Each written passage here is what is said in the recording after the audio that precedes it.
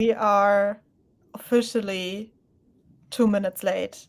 This Yeah. is like hurting my German heart a lot. So, and it's my fault. Like, I also have to say it's my fault. It's not like your fault, but it's like my fault that we are Is late. it? So, But is it your fault or is it the fault of Linux on the desktop? I don't want to start too spicy here, but uh, well, let's yeah, I'm bring on the let's bring Mac in Linus. because my Linux had some problems with my additional mic that I added, and I don't know, it froze when I opened the sound setting. Everything was frozen, and yeah. Um, but welcome, and thanks that you are like so patient with me, like for 10 minutes. I finally can hear you, which is great. Yeah. How was your week so far? It's been a week. It's been a week. I don't know if I say this every week, but just some weird bugs. Wouldn't up there in some of the weirder bugs I've ever seen. Not top 10, but cleared those last night, and then working on some new and exciting stuff that we got releasing in the next couple weeks. And then did some prep today for this stream, which was something that I've wanted to kind of like toy with for a while. Which is so you have your HONC app and you're using some sort of IDE with a Copilot, an AI Copilot. So whether that's Cursor, GitHub Copilot, or Windsurf is another good one. Those allow you to like kind of pre-fill context for your IDE, telling them about the project, the technologies involved, conventions you'd like to follow.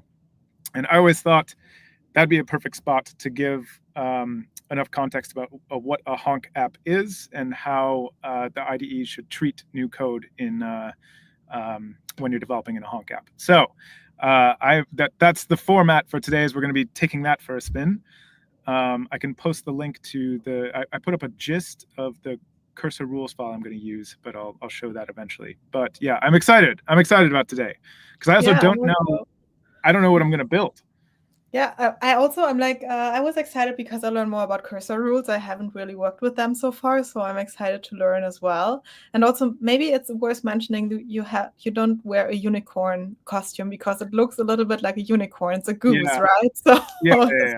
Oh, also big news this week was Block, the company formerly known as Square, now known as Block. They released a Copilot called Goose. Which I'm very excited about, being a man in a goose suit. Yeah. This is indeed a goose suit. It looks a little bit like a chicken. You can't see it full body, but it has a very like strange tail on it as well. And when I wear it like this, it makes me look like a unicorn. Or like a narwhal. You know the narwhal? Yeah. Love a narwhal. Okay, cool. But let's get started, I would say, with cursor rules. Do you like to share your screen? Yeah. I'm going to share my screen. I'm going to share my entire screen because I'm bold. And let's see here. Okay. I think I don't know what okay, actually what we'll do. Woo! I can give you an idea of what these cursor rules files are like.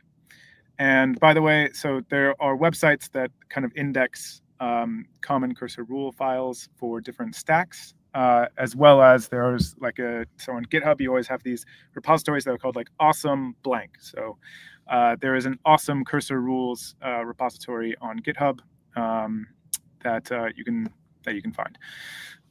So I Frankensteined a bunch of different rule files that I saw, and then added in some HONC stuff here. So the whole basis is that like anytime that your AI IDE makes a request, it's going to add this into context. So anytime that it's trying to write new code, this will be added so that the LLM knows like, okay, these are the parameters in which we're working. And it's a markdown file, right? It looks like, or a text file. It doesn't matter. It doesn't have to be in Markdown. I think by convention, a lot of people do write it in Markdown. It would just be easier to read if I had said that this just was Markdown, probably. But we love. Actually, that would be totally better. Can I revise this in real time? I'm so yes. Okay. I feel like very much a noob with gists sometimes. But okay, Ooh. I called it a markdown file so we can read it a little bit better here. So first thing we'll do is we set up a persona, and we just say you're a senior full stack TypeScript developer specializing in the HONC stack. Tell it has deep expertise in TypeScript, and that we are currently working on a HONC web app. Then we kind of describe what the HONC stack is, so Hono, Drizzle, and then in this case, we're going to use Cloudflare D1 for the example. I've already kind of got that set in my mind, but you could replace this with whatever database. And then we describe the runtime, which is Cloudflare Workers. And then there's a lot of stuff I won't go through. Just some coding guidelines on how to use TypeScript, how to use types, and how to organize code and files. And then there's kind of a section on Cloudflare Workers here, which is like sometimes an AI, or so like an LLM will get confused when generating code, and it'll start using certain packages that we can't use in a Cloudflare worker, notably the Node.js file system APIs. So FS, FS sync, FS promises, all that stuff we don't want to ever use. Similarly in Hono, we access environment variables with this c.env inside the API handler. And this is different than, so like early experiments, for me, a lot of LLMs would get confused and always do process.env to access an environment variable, which is convention in Node.js, but not in Cloudflare workers. So this, oh wait, yeah, but this isn't the rule that describes that, but I do put it somewhere else down here. I have rules for, how to structure routes. I have rules for how to add reusable middleware. Yeah, here's my environment variable rule. And really, this is a rough draft. I will share it, but I'm going to refine this in the coming week. There's a little description of what Drizzle does, and then I described a bit more about D1, as well as this is me cheating because okay. The format is going to be that Nele is going to tell me to build something, and we're going to see how well I can do it with just this cursor rule file and my IDE. I did cheat and kind of add like a snippet of how to use blob storage in Cloudflare R2, just because I had a feeling you might ask me to do something with images. I was not planning on images. Now I'm like, maybe. Yeah. So hopefully that gives a little bit of like an idea of what this rules file is meant to do. With that, I think we can get building. So I don't know. What am I building? Well, I was thinking actually, like, I love food, and I was thinking I need something that gives me recommendations, like restaurant recommendations, maybe in Berlin or Amsterdam. That's something that you can choose, but they should be all vegetarian.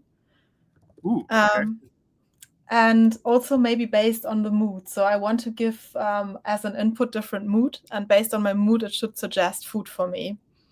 Okay, so based on your mood, so it matches your mood to potential vegetarian restaurants in Berlin. I'm wondering if it's a restaurant or if it's only the food. Maybe it's also only matching to food. Maybe that's easier. I don't know how accurate it is in getting restaurants. I like that. I like that. Okay. Oh, this is going to be tricky. Is this going to be tricky? This might be tricky. We'll see. All right. So I mean, we are not here for easy applications. So. The reason that I say it's tricky is because when you say you want recommendations like based off of a mood or a vibe, my mind instantly goes to like using vector search across embeddings, and that would require, or that'd be easier for me as a developer with Neon or some sort of Postgres offering instead of Cloudflare D1, which is SQLite, which does not support like embedding search in the database. Cloudflare does have a vector search offering, which is called Vectorize, but that might be kind of. I'm curious how well the LLM would do with that. So okay, let me think for a second. Okay, no, I think I can work around that. I'm just pre-thinking in my head. Okay, so I want to create. So here, oh yeah, recapping. I did pm create honk app at latest, and then I did this secret extra parameter, which is -- space -- hatch. And this is going to let us spin up some boilerplate that looks a little bit like an app description. So in this case, I want to create, okay, I'm going to say an API for matching a user's mood to potential dishes for meals. So yeah, it's a food generation app, food Vegetarian food. recommendation API. Also, everything should be vegetarian. Okay. That makes me happy. Nice. All right. So I'm gonna do that. What should we call this? I'm gonna call it vegetarian vibes. Oh, I like that. Vegetarian vibes. Yeah. Vegetarian vibes. I'm gonna use the D1 base template. Do I want to install dependencies? Yes. Do I want to initialize a Git repository and stage of the files? Yes. And okay. So we're installing dependencies right now. As a note, whenever you do this, it will tell you like what additional markdown files will be in your repository that kind of explain parts of the stack. So in this case, D1, we explain an additional file in the repo, and I feel like that is often overlooked, so I wanted to point that out. And that also explains how to go to production with D1, which can be a little tricky using Drizzle, but we have done a lot of that legwork. Okay, cool. First thing I'll do, I'm going to follow these instructions that showed up right here. First thing I'll do is go to inside the vegetarian vibes, and I'm actually going to split screen right here. So inside vegetarian vibes, I'll do pnpm run db setup, and we're going to hope that. Yay, it looks good. Okay, I think that worked. Okay, we set up our database. At this point, I'm going to run FiberPlane just in case we need it. Okay. Right, I need to start my app over here. Okay. All right, this is a little messy because I'm zoomed in on my my terminal. on your terminal.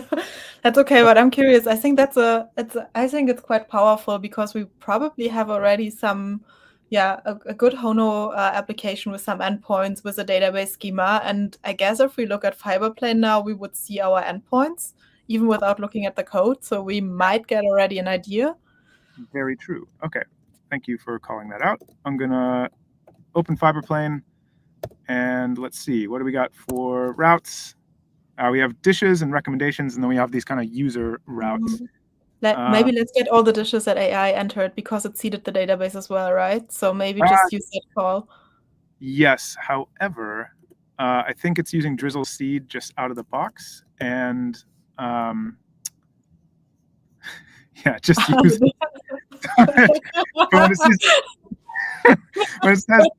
when it sees name here, it gives it a human name, which is a little funny. Oh, but we have okay.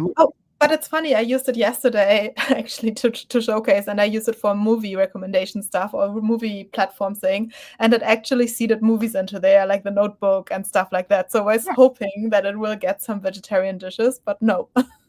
Interesting. Yeah, I think it thinks these names Kayla. Oh, that's too funny. Okay. Yeah. Well, that's it's like if like in a restaurant when you have those children menus and they have all those names like Pinocchio or like Cinderella. This maybe is like I don't know, code names for something. Yeah, I feel like I've seen that in restaurants. I've seen like restaurants name things after people and stuff. So you know what? We'll give it the benefit of the doubt. It's a creative. These are creative dishes named after famous people whom I've never heard of. Okay, I am in Cursor right now, and what I want to do is start. Okay, I want to give a look at the API, and then I want to possibly implement some new features and see what the agent can do. Recommendations. All right, boom. That's nice. The initial code comes with some errors actually. So what I'm going to do Command I And I'm going to do then command dot. So I'm switching over to agent mode right here instead of like a normal composer. I could explain the difference in a second, but basically the agent can take multiple steps, edit multiple files, move them around, execute commands with your permission, and just help you build very, very quickly. So I'm in agent mode using Claude 3.5 Sonnet as my model. I've found that it works really well in agent mode. And actually, before I forget, one big thing we need to do is we do need to add the cursor rules file, because that's not automatically added yet. I want to do that eventually. And so let's dot cursor rules. So you put this in the root of your repository.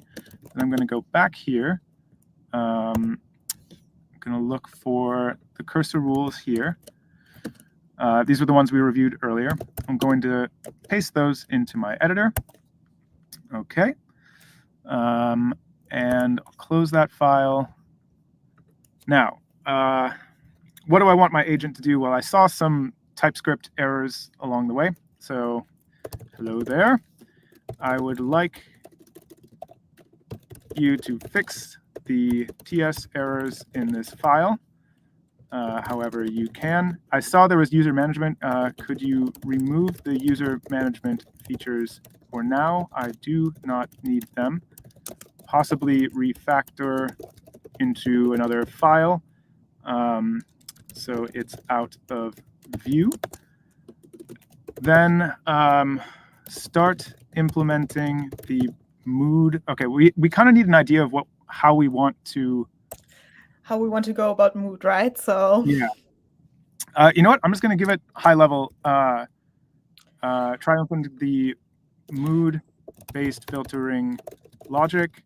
If you get stuck on how, I want you to clarify, implement. I have no idea if this will work. Implementation details with me. Let's go. Okay. I'm going to zoom out a tiny bit. I hope it's still readable for people. All right. So what happens here is there's just some special sauce being layered on effectively multiple calls to an LLM. And this pre-bakes certain things like creating a plan for the code changes, and then kind of executing those code changes. And then along the way, every time it changes some code, it will look for linter errors, it will look for TypeScript errors, and will try to improve upon whatever code it's committed. So let's see here. The plan here is to fix the TypeScript errors, then move the user management features to a separate file, and then look at implementing mood-based filtering logic. So we start with the updates right here to fix some of the TypeScript issues. And I'm wondering, okay, if I click here, it goes to that section. Okay, so these are all the changes happening at once. All right. As I was describing things, a lot happened. So it changed the index.ts file, and it looks like it removed all of these user management endpoints. And then down here, it created a new users.ts file where, it basically created a separate Hono router for all of that stuff. And then it gave me a summary of whatever happened. So in this case, I'm going to just blindly accept all and then see if it works. I like that. And the way that I'll kind of test this is I'm going to go back to FiberPlane over here, and I'm going to. Yes. All right, so nice. It removed the user management stuff from our API. You can see that reflected in the routes.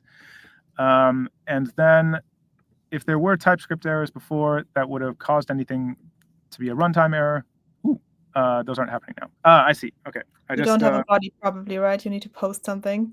Yeah. So real quick, to generate a payload, I should explain what I'm doing. I can. Yeah. You want to explain? I'm sorry. Well, I don't know. So it's okay. I mean, no, it's a feature that you use that I quite like. If you use Fiberplane and you have your API, you see your routes, but also if you need a payload, you can use the magic wand, configure your AI settings in Fiberplane, and then it should generate you the payload, like the body that you can then send. But I saw you got an error, so I don't know. Are you? Yeah. I logged out real quick to show the Uh, login flow, but because I zoomed okay. through that. But basically, if you click login and then select Fiberplane, it gives you a bunch of like free AI generated requests. Okay, so I There we clicked go. and I got a new dish called Zucchini Delight, which sounds more like a dish. Okay, so committing that to the database seems to work. If I list all the dishes here, again, Zucchini Delight does show up. The first real dish. And okay, yeah, listing the recommendations just seems to list everything, almost everything. Strange. Everything. Can you go back to the code? What is the endpoint doing with the mood where it says like to do implement mood-based filtering logic? Yeah, okay. Yeah. So there is still like it hasn't really you put it in your prompt, but it hasn't really done anything on this end, or is it still missing? Because you put it in the prompt, right? In the cursor prompt when you asked it to change stuff. Yeah. I did, but let's see here. So cursor asked me, let's look at implementing mood-based filtering logic. Before I proceed, I need to understand a few things. What are the possible moods we want to support? Oh, wow. Oh yeah, let's go for the moods. We want the moods. I guess we can start with the one that he has, or they have, she has. Happy, sad, energetic, relaxed. Sounds good. Okay. How should different moods map to food recommendations? Should happy mood recommend light, colorful dishes? Sad recommend comfort food? Do we need to store any additional attributes in the database in the dishes table to support this filtering?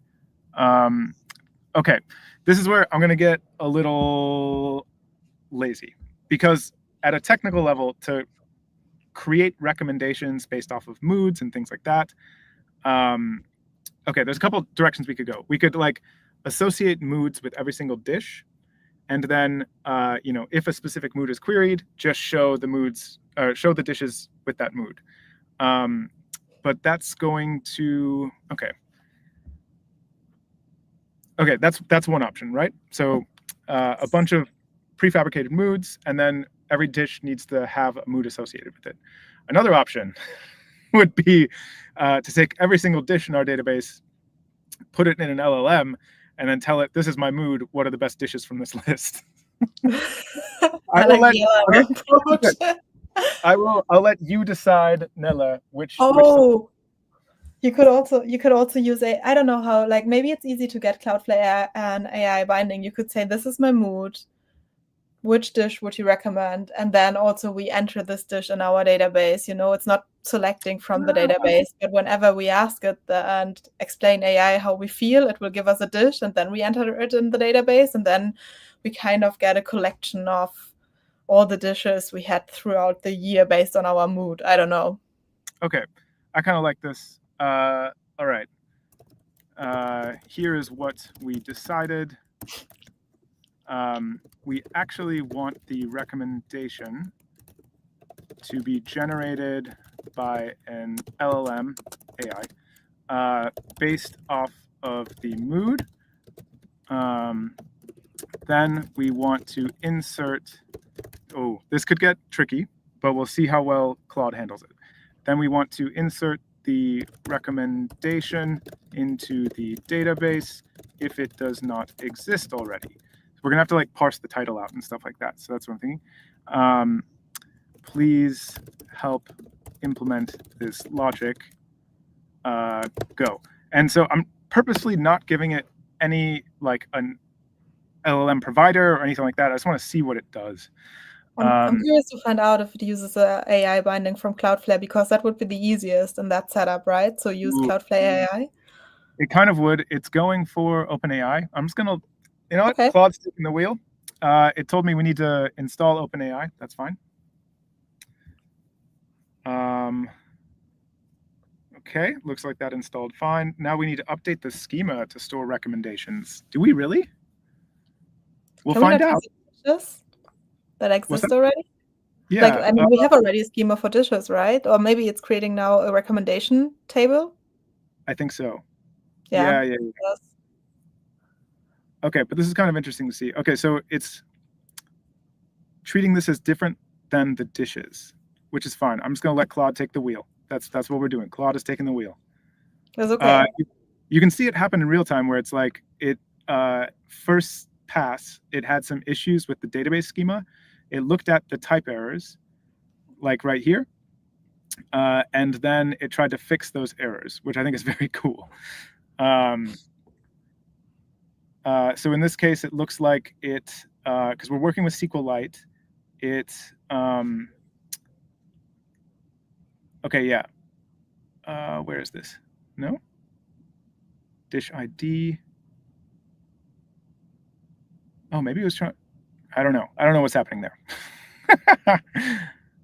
But I mean, well, just accept. Okay. It fixed a previous error in our schema, where default value for a Boolean column was 1, which actually kind of makes sense in SQLite land, like in raw SQLite.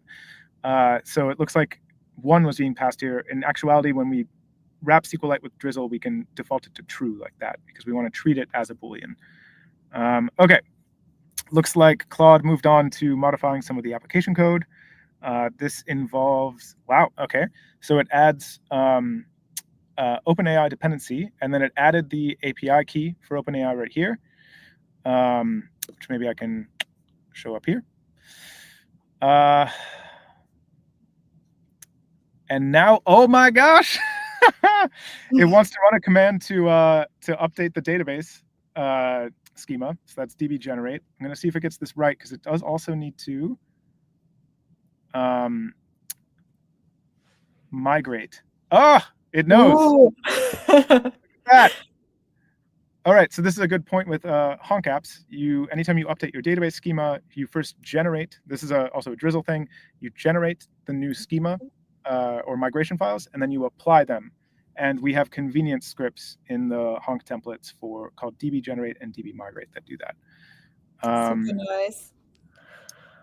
Super nice that it picks it up. Like, I mean, normally, I guess if you are in Copilot, probably it would not get to that point to pick those information from your application. Yeah. Oh, well, I guess, yeah. Okay, so there was something funky that happened on the migration. There's an additional, I had to additionally add there that like I was okay with running a migration against my database, and the AI did not know how to do that. So it stopped for input, and I had to do it manually. Okay, now it is doing incorrect things, in my opinion. Okay, so it updated .dev.vars, which is where our environment variables live, with like a database URL and an OpenAI API key. We do not need the database URL. And it is correct that we need the API key there. But then it changed the Wrangler TOML to add this variable right here, which is actually incorrect. Because it's a secret, right? You don't want to have it there. Exactly. So these variables in your Wrangler TOML file are meant for things that you can check into your repository, and it doesn't matter that much. An API key, obviously, you don't want to do that. So I'm actually going to reject that change. I will. Okay, it created a dev vars. I'm going to just accept that. Delete the URL. Show us your Open API key. Actually, I'm moving around this. Okay, the implementation is now complete. Okay, we have this. Oh wait, there's a button to review changes, and now it's going to review its own changes. Oh no, it just okay, it just gave me a different UI for inspecting these. That's cool. All right, in this case, we can look here. I'm just going to accept all. That's kind of bad practice, but we're in the middle of a live stream, and this is taking longer than I thought. Sorry. No, it's totally on me. I feel like I'm talking too much. Wow. Okay. That's for the get for recommendations. I feel it got way more complex. Okay. we're getting all existing recommendations, and if the length is more than 0, this seems wrong to me. It seems a little bit odd. Yeah. Okay, let's copy this in. This code seems wrong. I always want an AI-generated recommendation, please. If no recommendations exist, get all vegetarian dishes, and then use OpenAI to generate recommendations. Okay. So that's the thing Claude that we want. Also, it's using an old model here. We want GPT-4o mini. Okay. I don't want to make this stream drag on, 40, 50 minutes. So I don't know if we're okay with... I mean, I feel I got the idea. I got the idea that I should get Cursor. First of all, install your Cursor rules if I work with HONC, because it makes it easier. But also, like, I see how good the rules are combined with the code and how smart it's getting in terms of HONC applications. I think that's quite cool to see. And I mean, I think the positive note maybe is we still need the developer at the end, like this is important if we build an application. So we still need to make sure it's our logic.